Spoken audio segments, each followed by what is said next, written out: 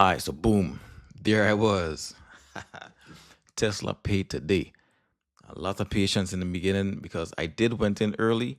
I almost get burned up today. Me gonna lie to you. I went in early.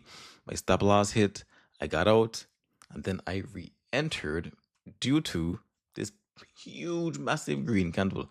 Check the chart real quick. I'm gonna show you the options chain. I'm gonna show you my thought process on selecting the correct options because I day trade.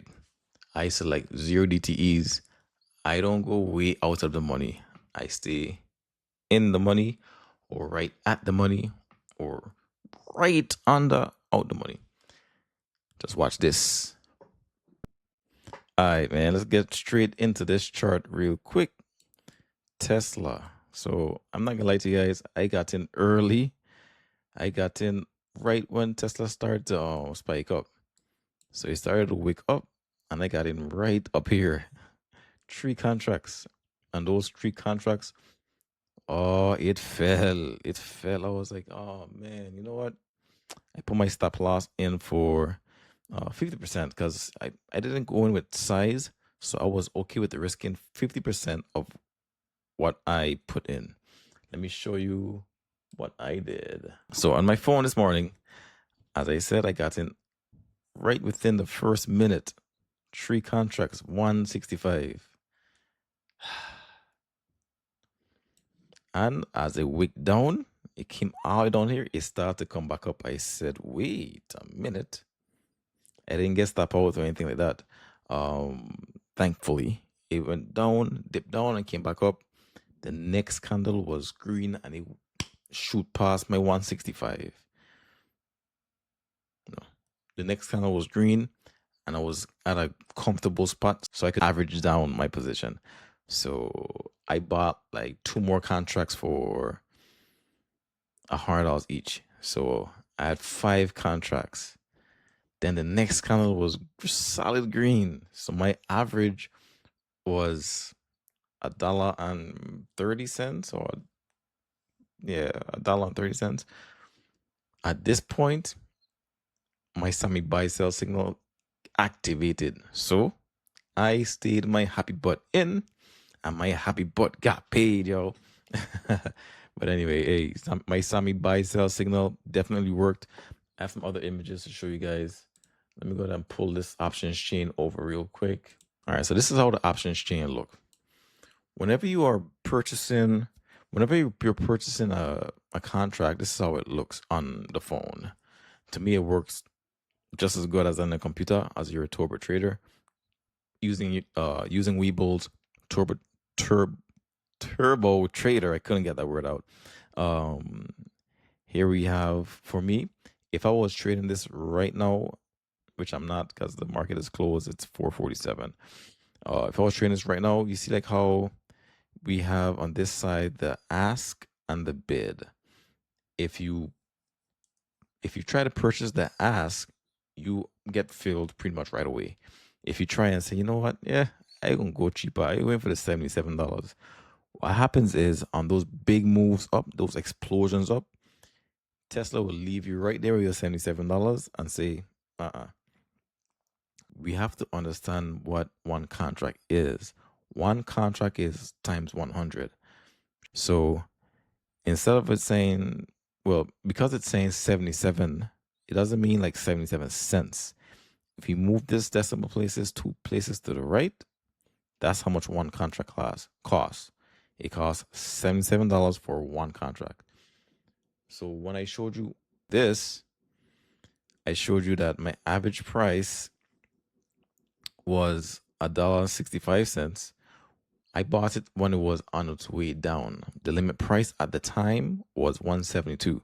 The broker, Webull, averaged down and allowed me to purchase 3 contracts for $1.65. It was, trust me, it went down. It went down to like $1 per contract.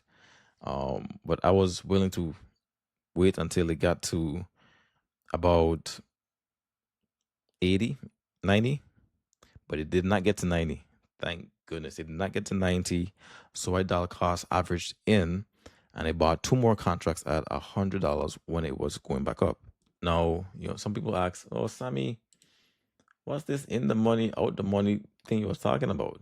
If you look at this options chain right here, these expire 15 July 2026. 15 July 2026. So since these expire so far in the future, these are more expensive. That's why Sammy or DTE, I day trade. The day trades is a little bit more risky, but the cost is way better. If I was to swing this, if I was going to do a swing trade and hold for next week, I would have looked for something that is within 50 cents. So this is something I would buy right here. This is a good separation here. This is under 15 cents right here. This one, I wouldn't buy this one. This is too far apart. I'm talking about the ask and the bid. They're too far apart. Your contracts will be worthless. This is also a good one right here. So I aim for 50 cents spread or smaller. That's what I aim for. This is not financial advice. What works for me may not work for you, but we can always learn together. And some people ask, "Hey, Samuel, but why did you stay in that trade?" And one is Tesla. And Sammy love Tesla under $400. Yes, last week, Tesla bleed out. Tesla was bleeding out. So while I was in, I also looked at last week. My thought process of staying in was I had to draw a line in the sand. Where is the resistance? So I said, what was the low from the previous day of trading? The low was all the way down here at 389, and we had a lot of room to go before we get to 389. So I stayed in for two reasons. My contracts didn't bottom out being worthless, and it did not reach 389 from the previous trading day. This was my resistance to look at. If I had gotten down here, I would have cut my losses and move on to another trade, or close my laptop for the day because I've lost how much I was willing to lose for the day. Now, some of my rules, I do say, hey, never average down. Okay, so I had my stop loss at 80 cents or 80, 85 cents to be exact. It didn't hit there. So once it bottomed down to 90, I was like, okay, I guess, well, today's that day. I gonna lose, not because it's not every day you gonna win. You understand? Today could have been a different video of saying, hey, how I managed my loss. All right, I was okay with losing $200 rather than losing $500. Okay, so risk management was definitely going to be the video for today, but instead, I followed these simple levels. What was the previous day bottom? That's my support. And then where would resistance be? What's the top? So I said, you know what? Tesla was going up as well. So for $400, this was like the top-ish when it started to go down. So the previous high could have been two things. Once it broke this level here, 394, this would have been the next level up, $400. And it bust through that 394. Make this bigger. It bust through 394 and it went straight to $400. And when I saw that, I was able to stay in. I could have also gotten more contracts at this point due to my Sammy Buy sell signal, but I had enough. I didn't want to risk any more money than that. And I was in the green. I was in the green at 955. And I stayed in a little bit longer today because I saw Tesla moving up. Then I got busy, which is okay. And I was up 150%. So today was a 100% day. I gotta find that clappy mode. But hey, today was 150% day. So I was happy about that. As you can see with the contracts that I show, had I stayed in for the whole day, it would have been a good trade, 700% type of day.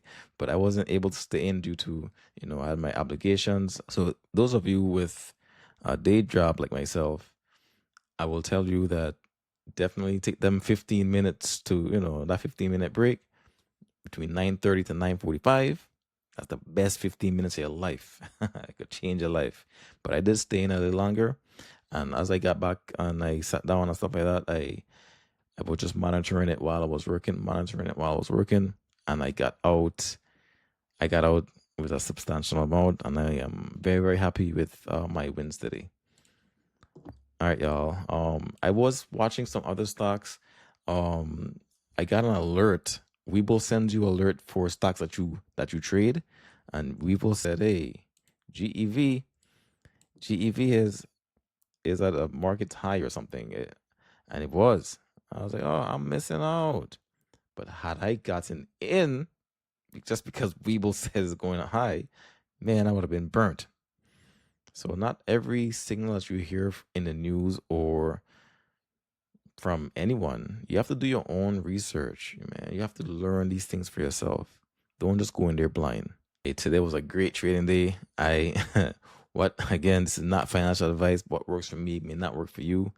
Hey, if you have some things that I should change or fix, if you see something that I didn't see, please teach me. Let us learn together. All right, y'all. Back to you, Sam. I hope you guys understood where I was telling you about in the money, at the money, out the money. The contracts that I buy may not be the ones for you. Definitely, I watched a video today and I had to share with my cousins because sometimes people think you need like $10,000 to start trading. If you have $100, you can start trading. This is not financial advice by any means, but I'm just saying if your pockets are slim and you're trying to flip, I don't suggest trying to flip anything. I do suggest learning how to trade, learning the markets. And if your account size is small and you have been paper trading for at least like 4 weeks and you want to start, hey, you know what? I'm gonna try what Sammy say. Let me put in this $100. You put in $100, QQQ. They have cheaper contracts, like $30, $40, $50 for one contract, and then you change that 50 to 70. That's $20. Just like that. You change that 50 to $100. That's 100%. So you keep on doing that. 20% on no matter the size account is 20%. If I make 20% on $1,000, I made $200. If I made 20% on $10,000, that's $2,000. You can start with wherever you're at. Don't get it twisted. Don't get discouraged because you don't have a lot of capital. I didn't have a lot of capital. If I blow an account and I have to start back at like $100, $200, $500, then I start back at $500. So today my risk to reward ratio was spot on. I followed my Sammy Buy sell signals and it worked. It said to enter, but I honestly entered before my Sammy Buy sell signal because I said it before. I love Tesla under $400. If it's under $400, it's like a magnet to pull it back up to 400 and surpass it. I did get busy today, but that's the only reason I came out. These are real trades, no hype. Trust the process. Learn how to trade. Never count yourself out because you're gonna miss out on your blessings upon blessings upon blessings. Peace.